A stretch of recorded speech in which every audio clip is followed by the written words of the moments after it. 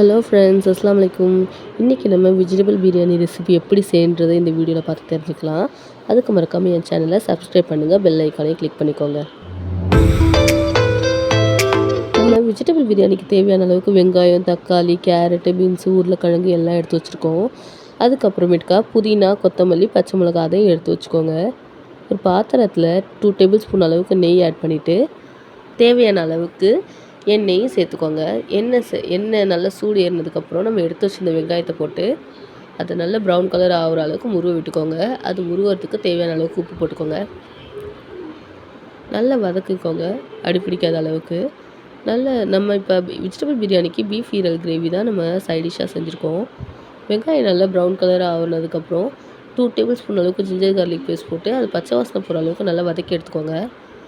நாங்கள் இங்கே பட்டை, ஏலக்காய், கிராம்பு எல்லாத்தையும் தூள் மாதிரி திரித்து வச்சுருக்கோம். அதை 1 டேபிள் ஸ்பூன் அளவுக்கு போட்டுட்டு 1 டேபிள் ஸ்பூன் அளவுக்கு மிளகாத்தூள் அந்த எண்ணெயிலே போடுங்க. அப்போ தான் கொஞ்சம் கலர் கொடுக்கும். எடுத்து வச்சுருந்த கொத்தமல்லி, பச்சை மிளகாய், புதினா, தக்காளி, கேரட்டு, பீன்ஸு, உருளைக்கிழங்கு என்ன காய்கறிலாம் நம்ம எடுத்து வச்சுருக்கோமோ அதை ஃபுல்லாக ஆட் பண்ணிவிட்டு அந்த எண்ணெயிலே ஒரு சுருட்டி லோ ஃப்ளேமில் 2 நிமிஷம் வச்சு மூடி போட்டு மூடிடுங்க. அதுக்கப்புறம் மூடியை ஓப்பன் பண்ணிவிட்டு என்ன பண்ணணும், 1 டேபிள் ஸ்பூன் அளவுக்கு பிரியாணி மசாலா, மிளகாத்தூள் நம்ம போட்டிருக்கிறது பார்த்தது, அதனால் கூட 1 டேபிள் ஸ்பூன் அளவுக்கு மிளகாத்தூளே ஆட் பண்ணிக்கிறோம். அப்புறம் டேங்கி டேஸ்ட்டுக்காக தேவையான அளவுக்கு தயிர் ஊற்றிக்கிறோம்.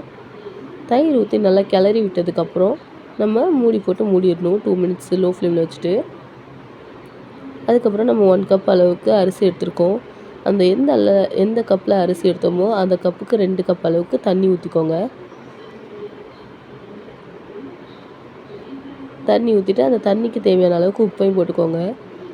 இந்த டைப்பில் வந்ததுக்கப்புறம் மூடி போட்டு மூடிட்டு அடுப்பை ஹை ஃப்ளேமில் வச்சு கொதிக்க விடுங்க. கொதித்ததுக்கப்புறம் 1/2 லெமனை நம்ம எடுத்து வச்சுருக்கோம், அதை புளிஞ்சு வச்சுட்டுலாம்.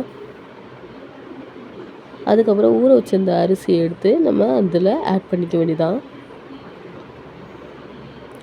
ஆட் பண்ணிவிட்டு நல்லா கிளறி விட்டுக்கோங்க.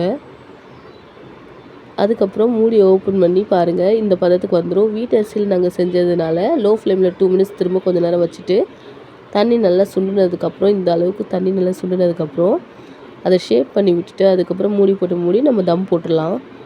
லோ ஃப்ளேமில் வச்சு ஒரு 20 மினிட்ஸ் 15 மினிட்ஸ் தம் போடுங்க. அரிசி கரெக்டான பதத்துக்கு வெந்திருக்கும்.